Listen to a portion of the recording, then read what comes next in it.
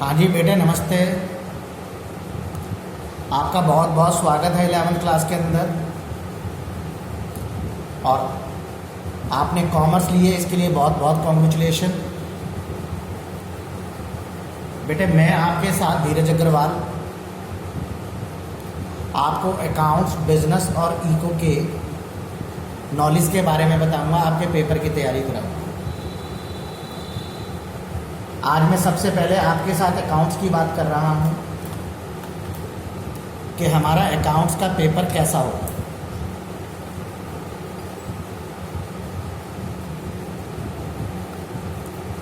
इसमें हमारे टॉपिक्स हैं। सबसे पहला इंट्रोडक्शन टू अकाउंट।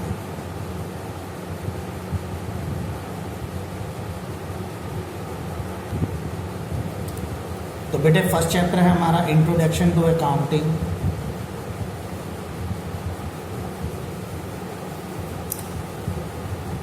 इसमें बेटे हम क्वेश्चन आंसर सीखेंगे, इसलिए मैं आपसे कह सकता हूं कि ये थ्योरी का चैप्टर है, लेकिन हम एमसीक्यू भी करेंगे, फिल इन द ब्लैंक्स भी करेंगे, सब कुछ करेंगे। सेकंड चैप्टर है हमारा बेसिक टर्म।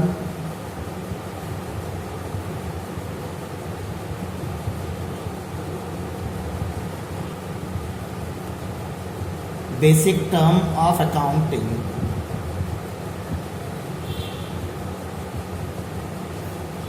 या कुछ लोगों के चैप्टर का इसका नाम होता है कुछ किताबों में बेसिक अकाउंटिंग टर्म्स।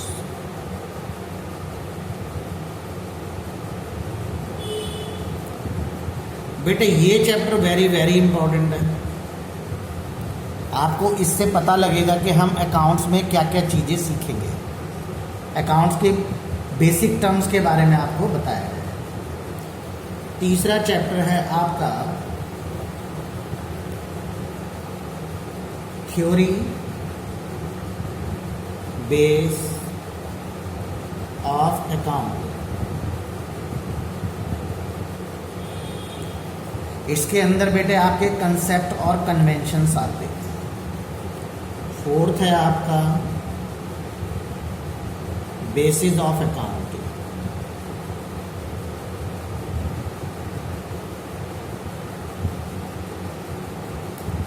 फिफ्थ है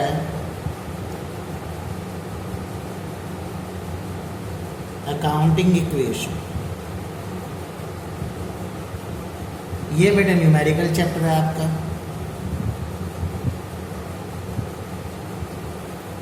पूरा का पूरा। सिक्स्थ है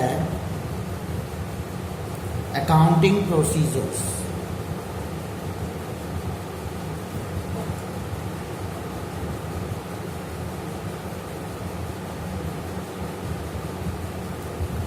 अकाउंटिंग प्रोसीजर्स, इसको rules of debit and credit भी कहते हैं।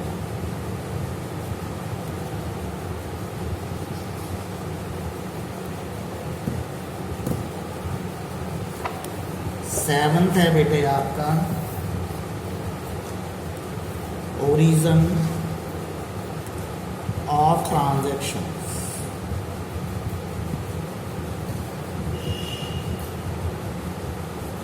ओरिजिन ऑफ ट्रांजैक्शंस, इसमें सोर्स डॉक्यूमेंट,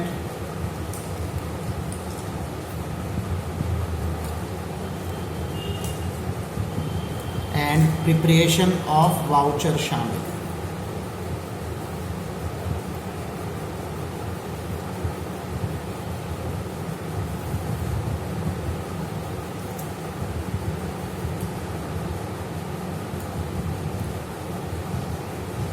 इसके बाद नेक्स्ट है आपका जर्नल। बेटे, जब हम जर्नल करेंगे तो हम 9 चैप्टर लेजर भी साथ करेंगे, और बेटे हम 13 चैप्टर भी इसके साथ करेंगे, जिसका नाम है ट्रायल बैलेंस।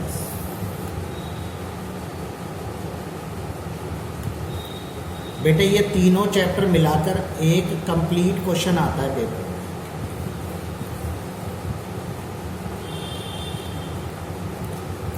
और जर्नल भी बेटे दो पार्ट में करेंगे हम, एक विदाउट जीएसटी, एक विद जीएसटी।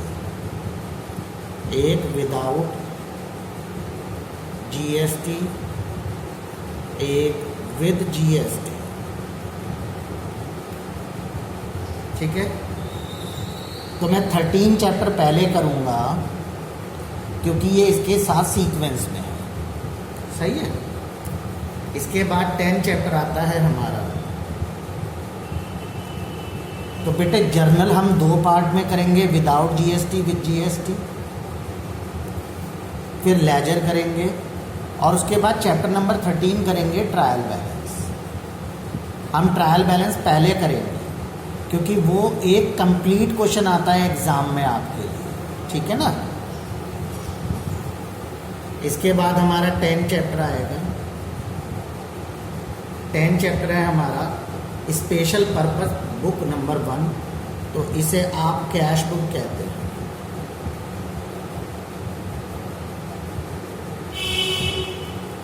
फिर 11 आएगा जिसमें हमारी अदर बुक्स आएंगी,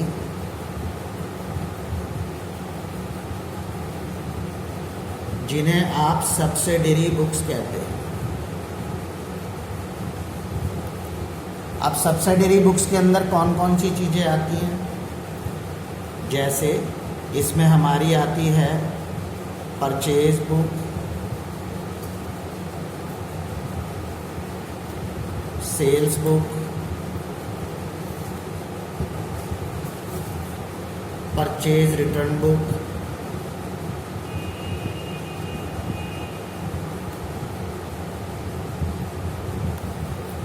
सेल्स रिटर्न बुक,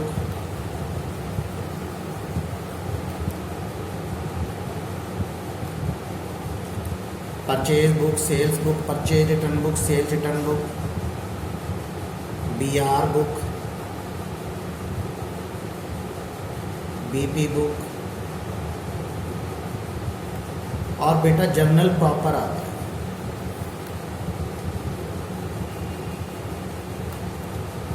ठीक है यहाँ तक।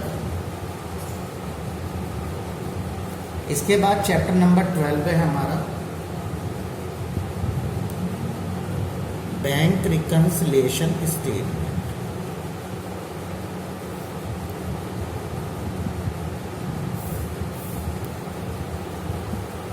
तो बेटे रिकन्सिलिएशन स्टेटमेंट, हालांकि आप लोग लकी हैं इस बार इसके अंदर reconciliation with adjusted cash book हट चुका है। इस साल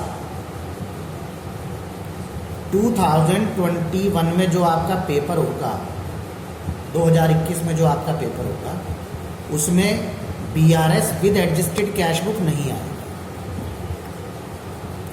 लेकिन मैं आपसे एक रिक्वेस्ट करूंगा कि आप इसकी नॉलेज ज़रूर लीजिएगा, क्योंकि उसके पीछे रीज़न है। बेटा देखो, कॉमर्स लिया है आपने, अगर कॉमर्स लिए तो फिर सेलेक्टिव मत खाओ। अगर आप सारी चीज़ों की नॉलेज लेंगे तभी आपका पिलर मजबूत बनेगा। तो मैं आपको वीडियो ज़रूर दूंगा इसकी, वो आपकी इच्छा है कि आप उसे देखना चाहें या ना देखें। ठीक है ना। अच्छा, 13 क्वेश्चन पे है। 13 टॉपिक हमारा हो गया था ट्रायल बैलेंस ऊपर पहले। 14 पर है बेटा डेप्रिसिएशन।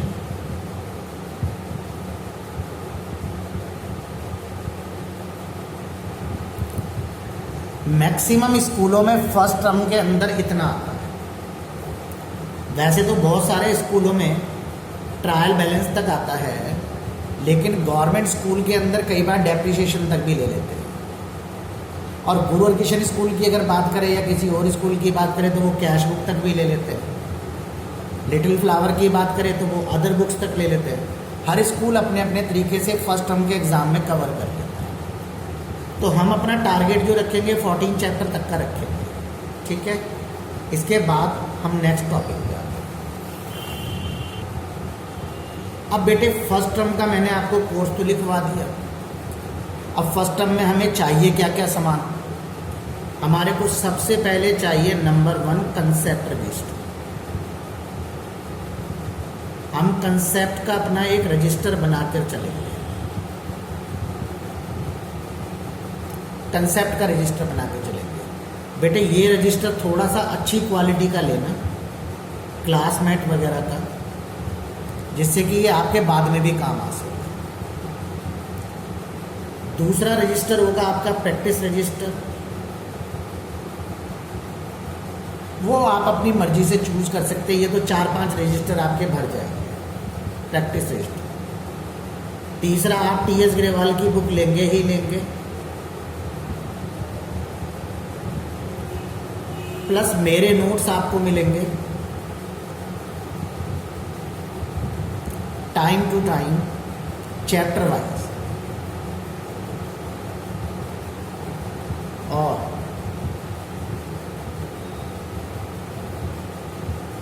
बेटे जो बच्चे फेस टू फेस पढ़ रहे होंगे उनका एवरी संडे टेस्ट होगा।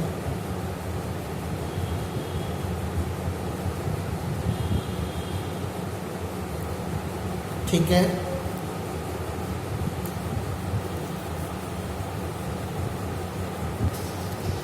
बेटे जो मैंने आपसे यहाँ पे नोट्स की बात करी है,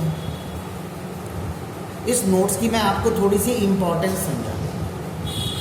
मैं आपसे एक चैप्टर का नाम रखता हूँ। फॉर एग्जाम्पल हमारा अकाउंटिंग इक्वेशन का चैप्टर है।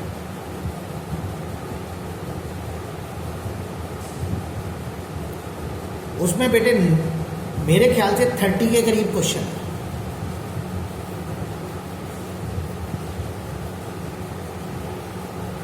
अब आपको पेपर देने जाना है तो 30 क्वेश्चन तो आप एक साथ करोगे ना।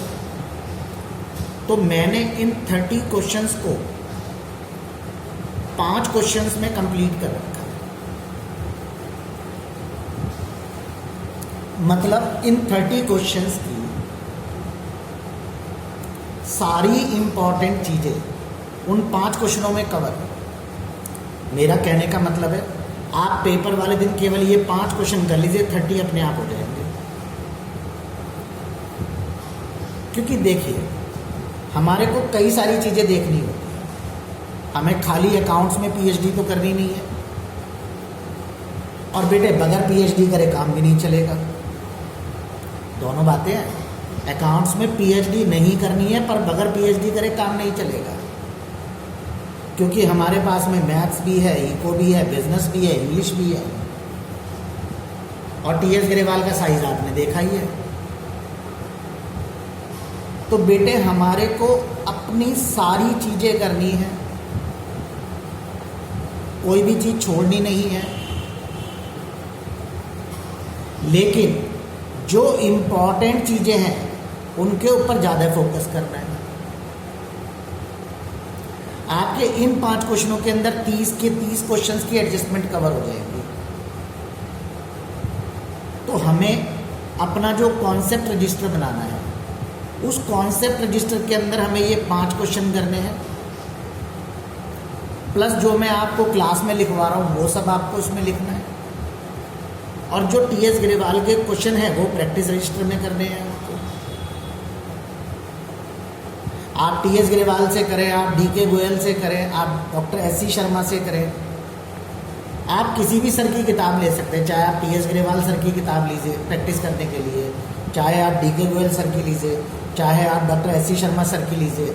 वो देखो आप कोई भी बुक अपनी एक रेफरेंस बुक रख सकते हैं अपने लिए, जिससे आपको प्रैक्टिस करना है। और प्रैक्टिस करते समय आपको कोई प्रॉब्लम आती है तो प्रॉब्लम आप मेरे से शेयर कर सकते हैं।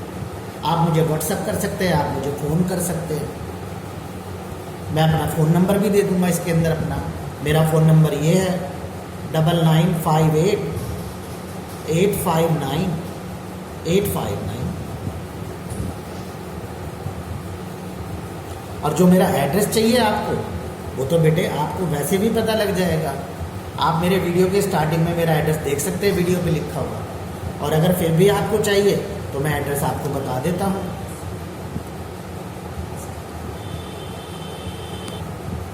अगर आप मेरे इंस्टीट्यूट का एड्रेस ढूंढना चाहते हैं तो बहुत सिंपल है, हमारा इंस्टीट्यूट शाहदरा के अंदर है, दुर्गापुरी चौक,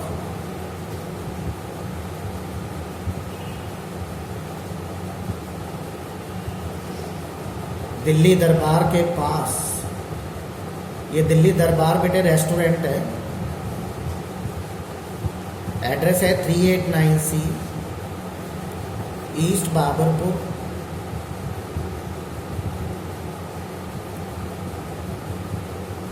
छज्जूपुर, शाहदरा,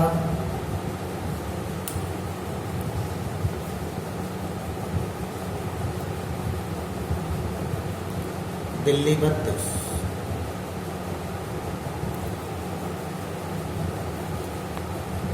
तो आप अगर मेरे से कांटेक्ट करना चाहते हैं तो मेरा नंबर ये है।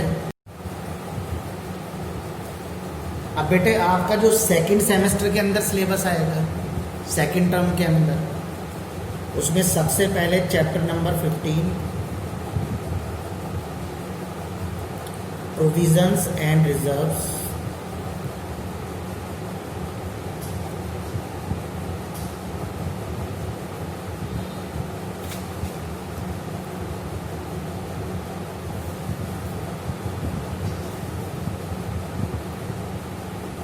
provisions and reserves,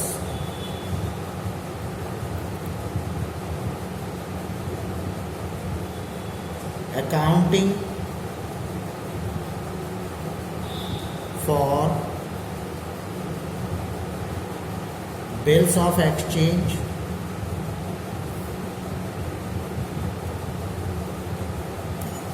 बेटा इस चैप्टर में भी थोड़ा चेंज आया है।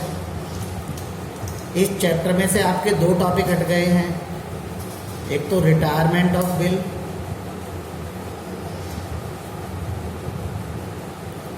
और एक renewal of bill.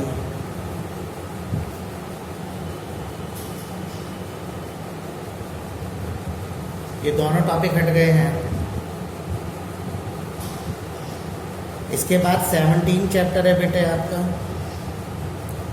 Rectification of error,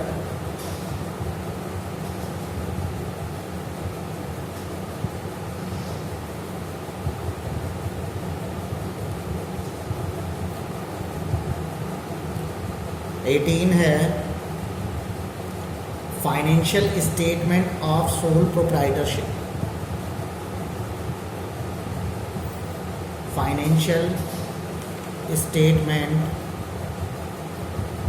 of sole proprietorship.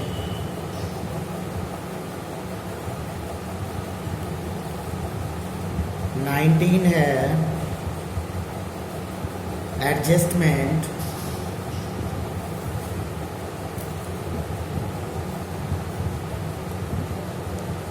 In preparation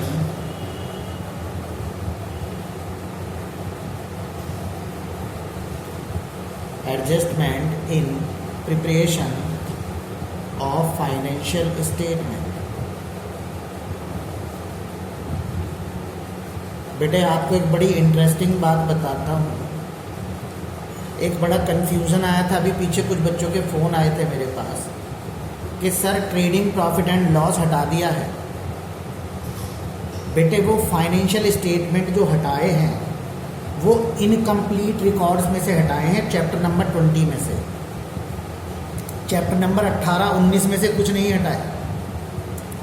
आप मेहरबानी करके कंफ्यूज ना हो। जो चैप्टर नंबर 20 है account from incomplete records,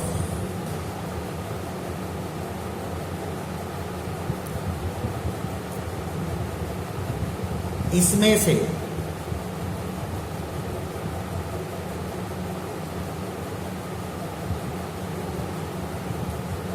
account from incomplete records, जिसे सिंगल एंट्री सिस्टम भी कहते हैं, इसमें से प्रिपरेशन ऑफ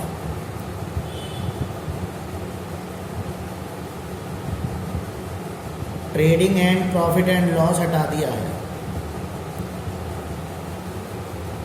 बैलेंस शीट इसमें से हटाया है बेटे, 18-19 में से नहीं हटाया है। प्लीज़ आप मेहरबानी करके कंफ्यूज ना हो कोई भी बच्चा। इसके बाद बेटे 21 और 22 तो थ्योरी के हैं आपके, वो तो आपने 10th में खूब सीखे हैं। वो टैली का है आपका सारा का सारा, कंप्यूटर्स इन अकाउंटिंग।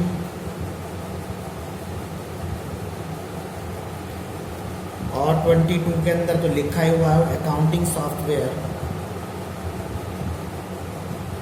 टैली।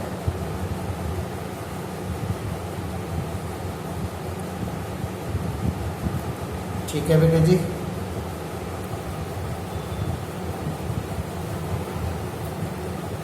तो बेटे आप लोग 10th क्लास में बहुत मेहनत करके आए हैं। हम कॉमर्स ले रहे हैं तो बेटे कॉमर्स को बर्डन समझ के नहीं लेना है। देखो कॉमर्स के आगे बहुत ज़बरदस्त स्कोप होता है, सबसे ज़्यादा कोर्सेज कॉमर्स से निकलते हैं। आप कॉमर्स से सीए कर सकते हैं, आप कॉमर्स से सीएस कर सकते हैं, आप कॉमर्स से सीएमए कर सकते हैं। ये तीनों प्रोफेशनल कोर्स हैं। आप कॉमर्स से बीबीए कर सकते हैं, आप कॉमर्स से बीबीएस कर सकते हैं, आप बीकॉम ऑनर्स कर सकते हैं, बीकॉम प्रोग्राम कर सकते हैं,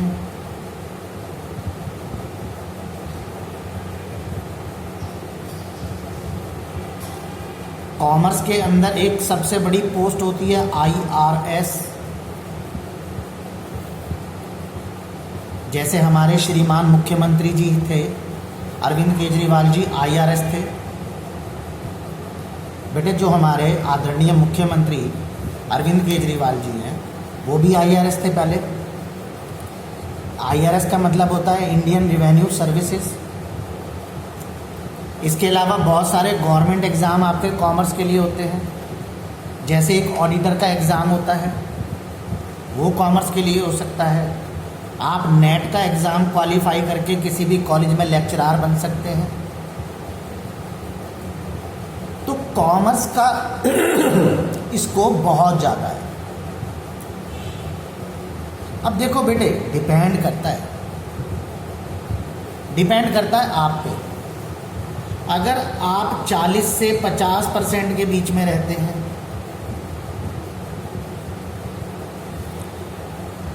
तो आपको प्रतिफल या रिवार्ड उस हिसाब से मिलेगा। आप 50 से 80 के बीच में रहते हैं तो आपको उसके हिसाब से मिलेगा। और बेटा अगर आप 90 या 90 से ऊपर रहते हैं तो फिर तो आपको SRCC मिलेगा, Shri Ram college of commerce, जो कि एशिया का नंबर 1 कॉलेज है। तो ये आप पे डिपेंड करता है कि आप कितनी मेहनत करते हैं। अच्छा, अब मैं आपसे ये सब बातें क्यों कर रहा हूँ उसका रीज़न बताता हूँ, बहुत ध्यान से सुनो।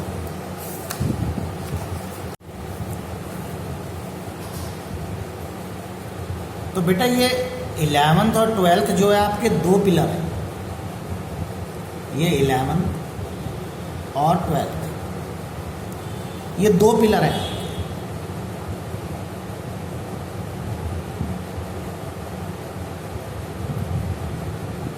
ये फाउंडेशन पिलर हैं आपके,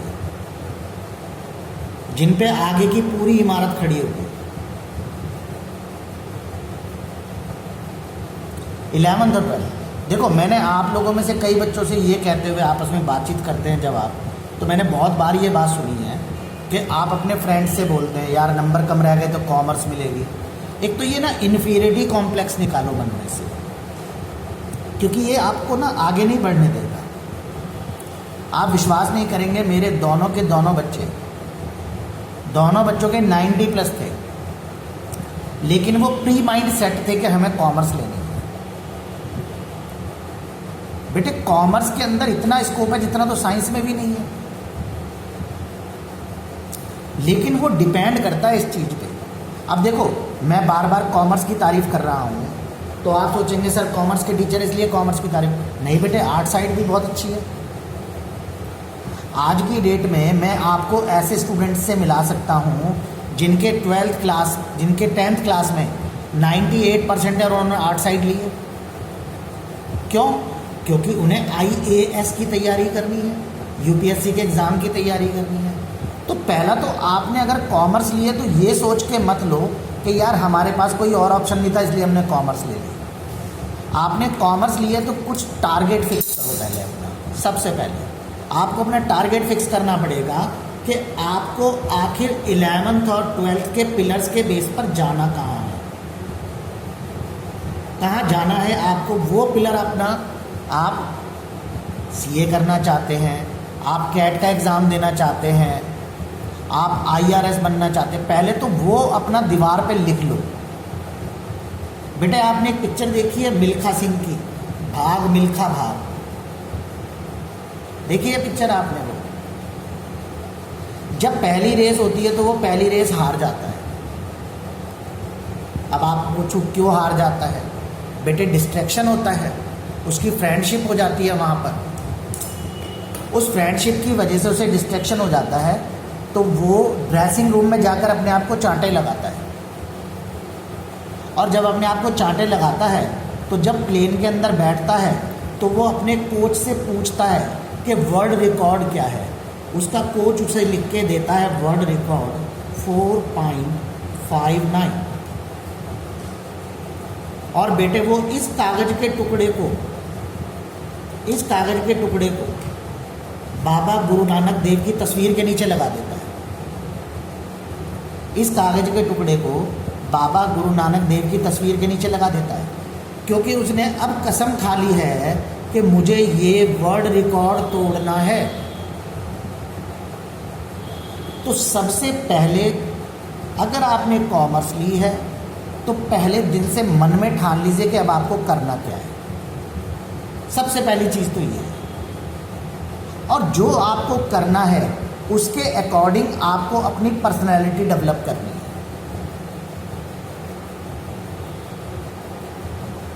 फिर आपको 11th और 12th के अपने पिलर मजबूत बनाने हैं। बेटे अगर ये पिलर कमज़ोर रह गए दोनों तो आगे की ये इमारत गिर जाएगी। तो सबसे पहले अपने डिस्ट्रैक्शंस हटाइए और अपना गोल सेट करिए। गोल सेट करने का मतलब कि आप आखिर चाहते क्या हैं। जैसे एक छोटा सा गोल, मुझे 11th क्लास के अंदर अपनी क्लास में फर्स्ट आना है, पहला गोल।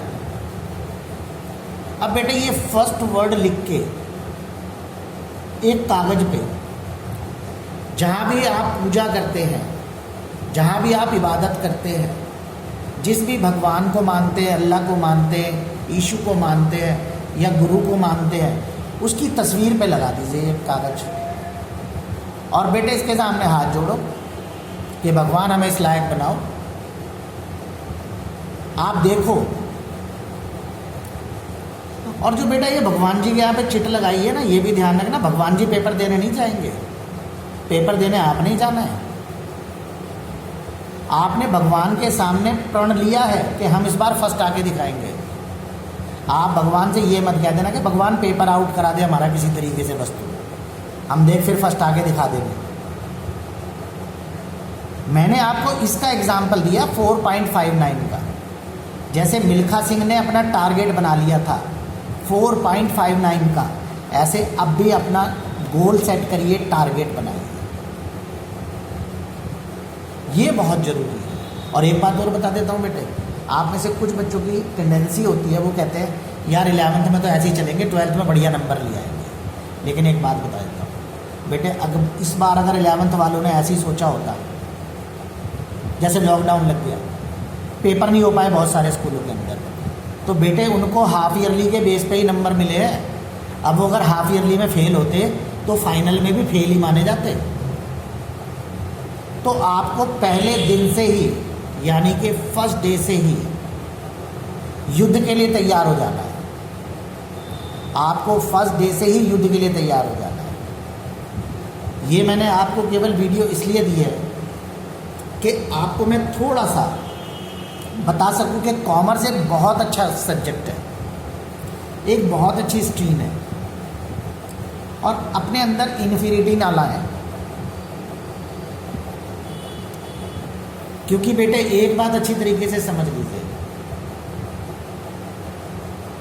एक बात अच्छी तरीके से समझ लीजिए, जब तक आपके जीवन का लक्ष्य डिसाइड नहीं होगा तब तक आप तरक्की नहीं कर सकते। आपको अपने गोल को आइडेंटिफाई करना पड़ेगा। जब तक आप अपना गोल आइडेंटिफाई नहीं करेंगे, गोल अचीव नहीं हो सकता। अर्जुन से पूछा गया था कि भाई तुझे क्या दिखाई दे रहा है? उनने कहा मुझे केवल और केवल पक्षी की आंख दिख रही है। तब जाके वो तीर चला पाया था बेटे। अगर उसे बाकी सारी चीज़ें दिख रही होती, उसे फ़ोन दिख रहा होता, दोस्त दिख रहे होते, पिज्ज़ा दिख रहा होता, बर्गर दिख रहा होता, बर्थडे पार्टी दिख रही होती, तो बेटे वो तीर नहीं चला पाता, डिस्ट्रैक्ट हो जाता। तो अपने आप को डिस्ट्रैक्शन से बचाइए।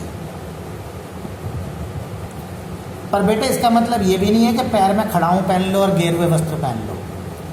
काम हर चीज़ करो, पढ़ाई के टाइम पढ़ाई करो, मस्ती के टाइम मस्ती करो, लेकिन एक लिमिट में। ओके, नेक्स्ट क्लास से हम अपनी पढ़ाई स्टार्ट करेंगे। आज के लिए नमस्ते। प्लीज़ स्टे और सेफ।